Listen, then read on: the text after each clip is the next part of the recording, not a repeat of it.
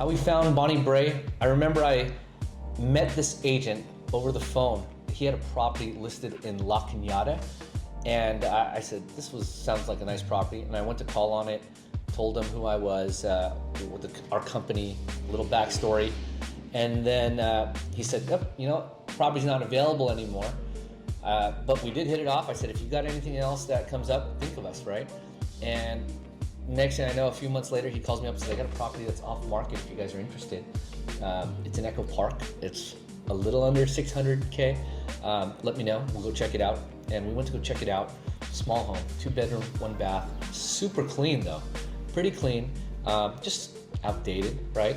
But from the front, it actually had views of the Hollywood sign, and it had a single car garage, which looked like it was being used as a rental.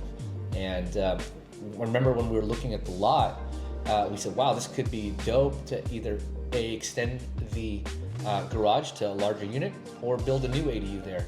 And yeah, location was great, price was great, so we locked that up right in the escrow. Yeah. I mean, the first thing I know we were super excited about was that it was practically right across the street from Echo Park Lake. Mm-hmm. And what I really appreciated were the views. It had lots of natural light coming in. Mm-hmm. And so that was, it was just a beautiful property. So I know, I know we talked about possibly keeping it as a long-term rental for us, just because it was in such a great location. So that was really exciting, knowing that would pop off, and then bringing in an original Spanish home back to its just original kind of luster, but modernized. That was really exciting. Loved the fact that we could see the Hollywood sign from the front patio. Yeah. So it was a really cool project, and it actually became a really versatile project for us. When we closed on it, right, I remember we said, let's just start on the front home because it was so simple, right? Right, no addition. No addition. Within the existing footprint, we could add a bathroom. Yeah, we moved around like the closet space, whatever it was, and the whole project cost us a little over 150K, and we just opened up a few little spaces, added that bathroom in there, and so it became a 2-bedroom, 2-bath home. And we were in planning for the rest of the time, trying to figure out how to get this new structure ADU up. And while that was in planning, we were able to Airbnb it. Yeah, and we definitely had to Airbnb it because Echo Park specifically has an overlay, what's called a design overlay, and that's just another committee that reviews your plans besides the normal city of Los Angeles in this case. So it's an additional layer. What that means is a lot of added time, and you're at their mercy. So it's like, if you can avoid historic committees, design review committees, a lot of times their neighbors are, community members. And so, they're full-time working people, and then they just get around to it when they can. And it adds a lot of holding costs for us as investors. So you got to know your pockets, right? Yes, you got to know what you're getting into. Because it's everywhere. They're in certain parts of LA, definitely in historic parts of Pasadena, right? Yep. So just because you see a dope price, don't pull the trigger all the time. Sometimes it's reflected in the price because they know that you have to factor that in. That there's going to be an additional 6-8 months, potentially a year. Yeah. So yeah, definitely. So I remember though, once we were finished with that, we were Airbnb-ing it. It was getting great income.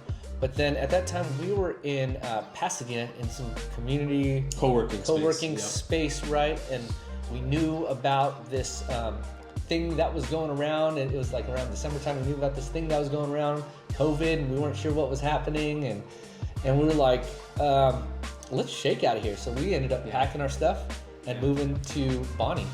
And so we used that as our office, our headquarters, DCLA headquarters, for about 7-8 months. So that worked out really well. It was great because we got to know the area a little bit more. Well, it was great. The greatest thing of the whole thing was my drive time to work. Yeah, it was like a 3-minute drive. So. Yeah, and he was still late. So figure that one out, right? Always. He was the latest one out of everyone. So if I'm early, something's wrong. Yeah. Wait. Yeah. Whatever. Yeah. So it was dope in that sense. And then when this was a crazy time where we didn't know what was happening with the city, how fast things would move, what's happening with the world, right? It was a worldwide pandemic. And construction was taking a little bit longer. Everything was crazier. So we made a decision probably in the middle of summer, late summer, where we said, hey, you know what? Let's see what we could get for this. And I remember we put it out to a couple realtors. Yeah, because we got exhausted from waiting for that design review committee. Because once the pandemic hit, they were already slow, and then the pandemic hit, and they were like non-existent. Off market, and we got $1 million offer on this property.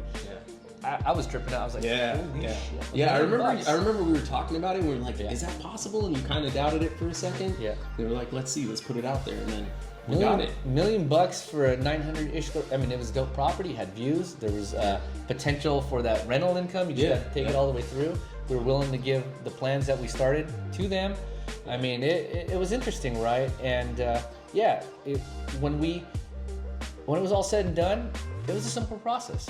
Right. Yeah. But I mean, so just to recap, I mean, going back to, we do this every single time with our properties, right? Like we find creative ways to use them in different ways. We think outside the box, in terms of, Airbnb it while we're waiting, renovating it while we're waiting, being able to use it as our office space. I mean, get creative, because sometimes, that was our first time dealing with Echo Park Review, and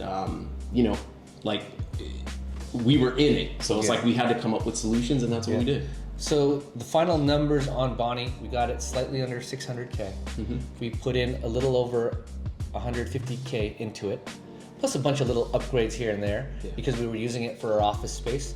And we sold it off market, gave our realtor friend what they were deserved, and we sold it for $1 million. I think it was it $1 million or was it right? It doesn't matter. No, it was $1 million. It's called $1 million no matter what. And it was dope. It was our home during the pandemic, and it was a great project.